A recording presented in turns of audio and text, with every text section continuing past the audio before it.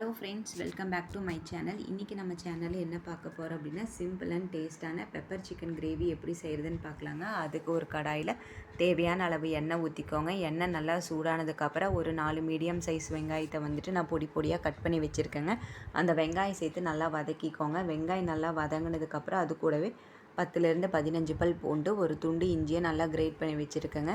இஞ்சி பூண்டோட பச்சை வாசம் போகிற வரைக்கும் நல்லா வதக்கிக்கோங்க. அடுத்து வந்துட்டு ஒரு பச்சை மிளகாய், ஒரு வரமிளகாய் சேர்த்திக்கிறேங்க. உங்கள் காரத்துக்கு ஏற்ப நீங்கள் கூடவோ குறைக்கவோ செஞ்சுக்கலாம்.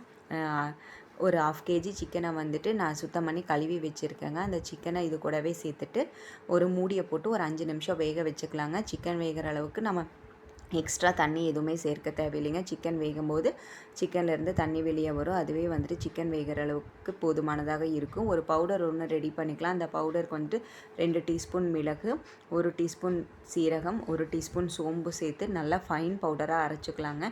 இதுக்கிடையில் வந்துட்டு சிக்கன்லேருந்து தண்ணி வெளியே வந்து சிக்கன் ஒரு 1/2 குக் ஆகிடுச்சுங்க. இதுக்கு நம்ம கொஞ்சம் மசாலாஸ் எல்லாம் ஆட் பண்ணிக்கலாம். என்னென்ன மசாலா அப்படின்னா, 1/4 டீஸ்பூன் மஞ்சள் தூள், 1 டீஸ்பூன் சிக்கன் மசாலா, தேவையான அளவு உப்பு சேர்த்து மறுபடியும் கிளறி விட்டு மூடி போட்டு ஒரு 10 நிமிஷம் நல்லா வேக வச்சுக்கலாங்க.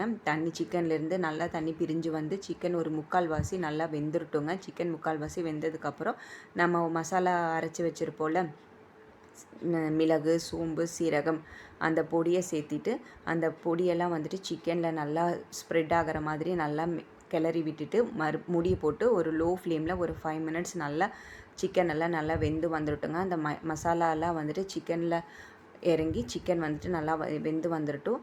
கடைசியில் வந்துட்டு ஃபைனலாக ஒரு பிடி அளவுக்கு நிறைய கருவேப்பிலை போட்டுட்டு ஸ்டவ் மீடியம் ஃப்ளேமில் ஒரு 2 மினிட்ஸ் வச்சுட்டு ஆஃப் பண்ணிக்கலாங்க. இப்போ நம்மளோட பெப்பர் சிக்கன் கிரேவி ரெடி ஆகிடுச்சு. தேங்க்யூ.